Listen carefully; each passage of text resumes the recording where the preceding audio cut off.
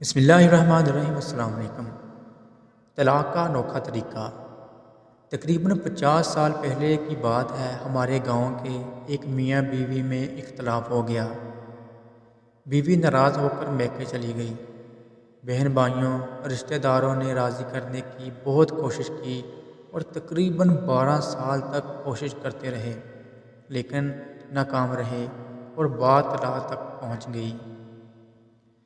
بیٹی والوں کی طرف سے طے پایا کہ ہم کچھ لوگ بیٹے والوں کے گھر جاتے ہیں، ان کا زیور ان کے حوالے کر کے طلاق لے آتے ہیں۔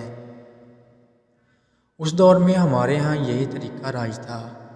ادھر جب بیٹے والوں کو خبر ملی تو انہوں نے اپنے بیٹے کو بلا کر کہا، جب آپ کے سسرال والے طلاق لینے آئیں گے اور زیور آپ کی جھولی میں ڈالیں گے تو آپ نے زیور قبضے میں لے کر ننگے پاؤں دوڑ لگا دینی ہے۔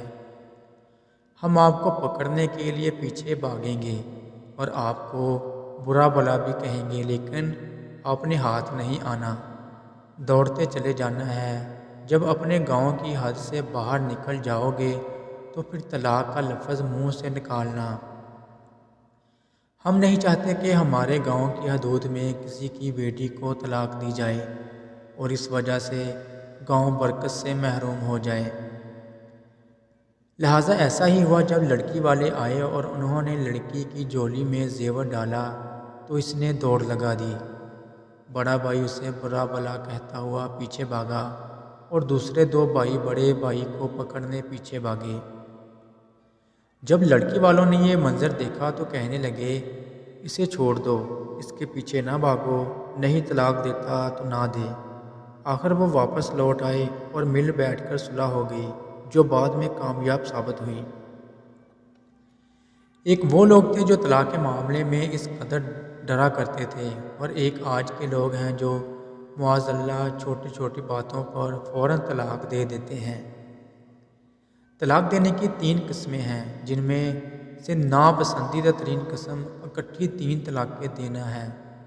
رسول پاک فدا روحی و جسدی کو ایک شخص کے متعلق بتایا گیا کہ اس نے اپنی بیوی کو بیک وقت 3 طلاقیں دے دی ہیں، تو آپ غصے کی حالت میں اٹھ کھڑے ہوئے اور فرمایا، میری موجودگی میں اللہ کی کتاب کو کھیل بنا رکھا ہے۔ حتیٰ کہ ایک شخص نے جب آپ کا یہ جلال دیکھا تو کھڑے ہو کر عرض کی، یا رسول اللہ، کیا میں اسے قتل نہ کر دوں؟ اللہ کریم ہمارے معاشرے کو شعور عطا کرے اور نکاح جیسے خوبصورت رشتے کو ہمیشہ نبھانے کی توفیق بخشے۔ اللہ حافظ۔